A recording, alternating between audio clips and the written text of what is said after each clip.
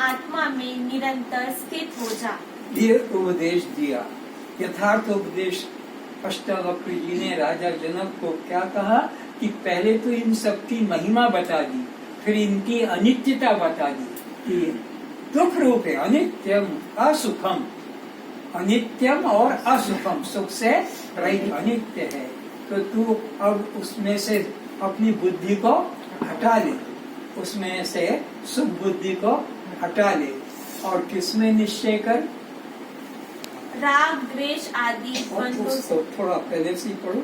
अतः हे जनक, तू तीनों गुणों से रहित होकर नित्य वस्तु आत्मा तो में। नित्य वस्तु कौन है? आत्मा। क्यों उसको नित्य कहा? क्योंकि वो त्रिकाला बाधित, तीनों कालों में उसका अभाव नहीं। नित्य का पहचान है जिसको तीनों कालों में नाश नहीं। तो तू ऐसा अपने को जान कि तू नित्य आत्मा है।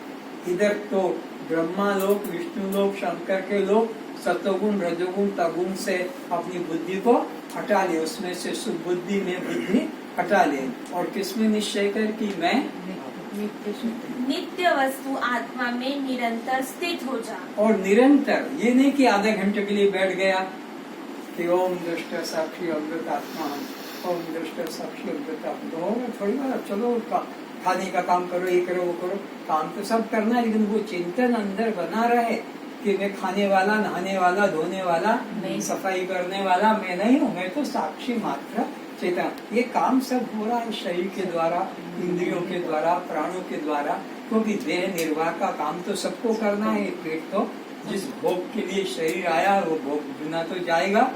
प्रारब्ध से ये सबका शरीर मिला है पूर्व जन्म के कर्मों को भोगने के लिए।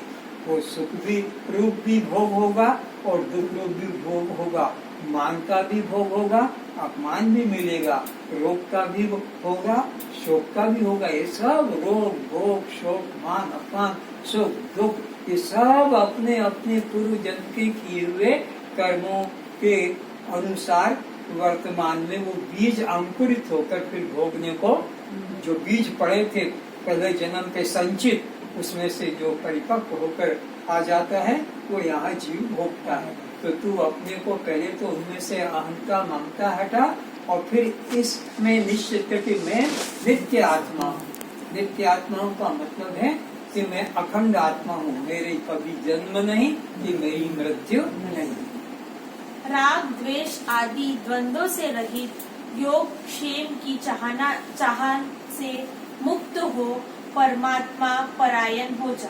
कैसा हो जा? इसको क्या क्या निष्ठा कर कि पहले तो तीन गुणों से मैं रहित हूँ और इन तीनों लोकों में मेरी कोई आसक्ति, ना ब्रह्मा का लोक जाना है, न विष्णु के लोक, न शंकर के लोक में, न राम के लोक में, न कृष्ण के लोक में, न गोलोक में नहीं जाना। और फिर क्या करना है? मैं चैतन्य आत्मा हूँ, इस भाव को मन में निरंतर रखना है, ये घड़ी दो घड़ी का नहीं। और फिर ये जो मन की क्रियाएं होती है अनुकूल प्रतिकूल, तो अनुकूल में राग होता है, प्रतिकूल में द्वेष हो जाता है। सर्दी गर्मी इसमें भी अनुकूलता और प्रतिकूलता, तो तू इनको आने जाने वाला जान, ये आएंगे चले जाएंगे। सर्दी भी सदा नहीं रहेगी, वर्षा भी सदा नहीं रहेगी, कि गर्मी भी सदा नहीं रहेगी, कि रोग भोग ये आने जाने वाले हैं। इसलिए तू इनमें राग द्वेष मत कर, बस साक्षी रह कि मैं तो देख रहा हूँ, देखे कब तक रहता है, देखे कब तक ये रहेगा, देखो कब तक, तो ये तू साक्षी बनकर रहे। अरे अनादि अविद्या में सोए हुए जीवो, अज्ञान निद्रा से उठ जागो। ऐसा उपनिषद का ऋषि कहता है, कठोपनिषद का ऋषि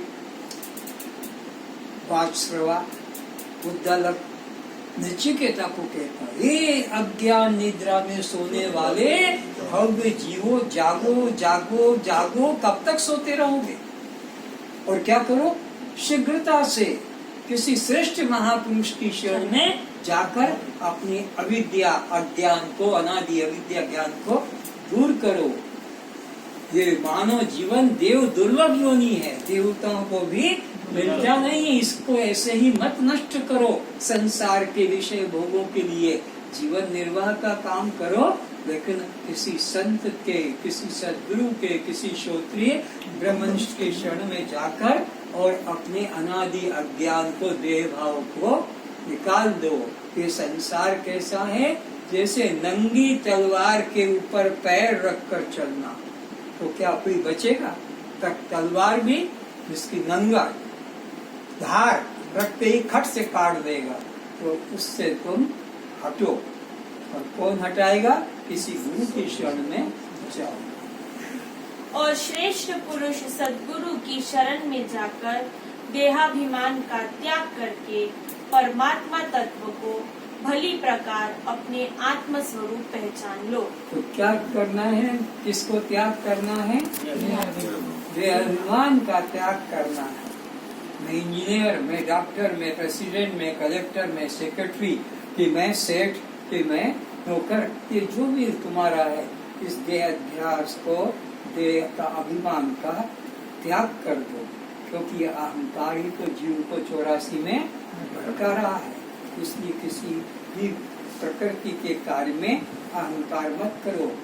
भगवान कहते हैं प्रकृति क्रियमाणानि गुणे कर्माणि सर्वशा अहंकार विमूढ़ात्मा। अहंकार कौन करेगा? जिसको बुद्धि नहीं, सद्गुरु नहीं मिला, मूढ़ आदमी अनित्य कर्मों में, संसार के कर्मों में कर्तापन का अभिमान करता है, इसलिए बंधन को प्राप्त होता है। तो तू अपने मन से यह कर्तापन का अभिमान त्याग कर दे, नहीं तो तेरे को भी ये संसार बंधन लगेगा। यह विश्व तुझ में व्याप्त है, तू विश्व में भरपूर है। तू वार है, तू पार है, तू पास है, तू दूर है। उत्तर तू ही, दक्षिण तू ही इधर, तू है उधर। दे त्याग तन की शुद्रता, निशंक हो सुख से विचर। तो अपना आत्मा किस प्रकार का है, इसके लिए कहीं किसी देश में जाने की आवश्यकता और कहीं कुछ साधन करने की जरूरत नहीं। वो कैसा है? आकाश की तरह। तो आकाश के लिए न पूरब जाओ, न पश्चिम, न उत्तर, न दक्षिण, न ऊपर न नीचे। आकाश तो सर्वत्र फैला हुआ है, बल्कि आकाश ने ही सबको अवकाश दिया है। आकाश ने स्पेस, वही भीतर है और वही बाहर है, वही ऊपर है और वही नीचे है, वही दाएं है, वही बाएं है। अगर वो स्पेस आगे न होता तो हमारा शरीर आगे फैल नहीं पाता।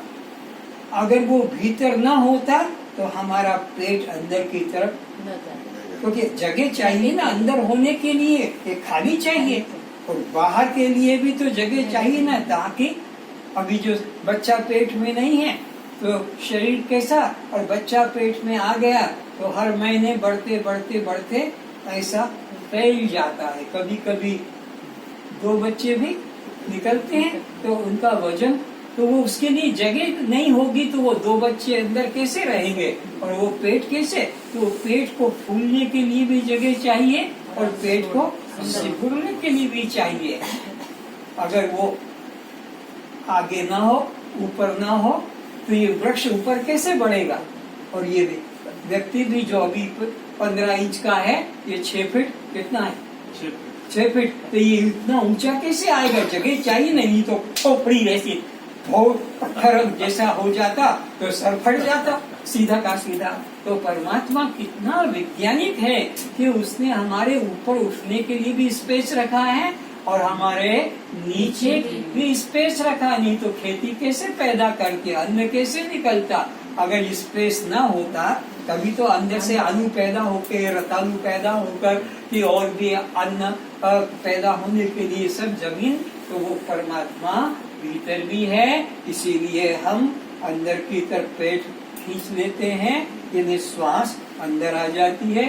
अगर अंदर जगह नहीं होती तो श्वास घुस ही नहीं पाती। श्वास को घुसने के लिए तो जगह चाहिए, और फिर बाहर निकलने की न जगह होती तो यही यही हो जाता, उधर जा ही नहीं पाती क्योंकि दीवार आ जाती।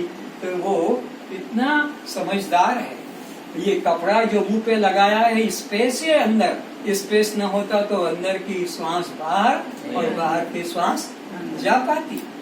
कितना समझदार है परमात्मा। तो परमात्मा आगे भी है, पीछे भी है, बाएं भी है, दाएं भी है, भीतर भी है, बाहर भी है। ये पक्षी कैसे उड़ पा रहे हैं, हवाई जहाज कैसे उड़ पा रहा, आकाश नहीं, सबको स्पेस दिया, जगह दी है। तो परमात्मा इस तरह सर्वत्र है, आगे पीछे, ऊपर नीचे, भीतर बाहर। इस आकाश से भी वो तो कई गुना सूक्ष्म है।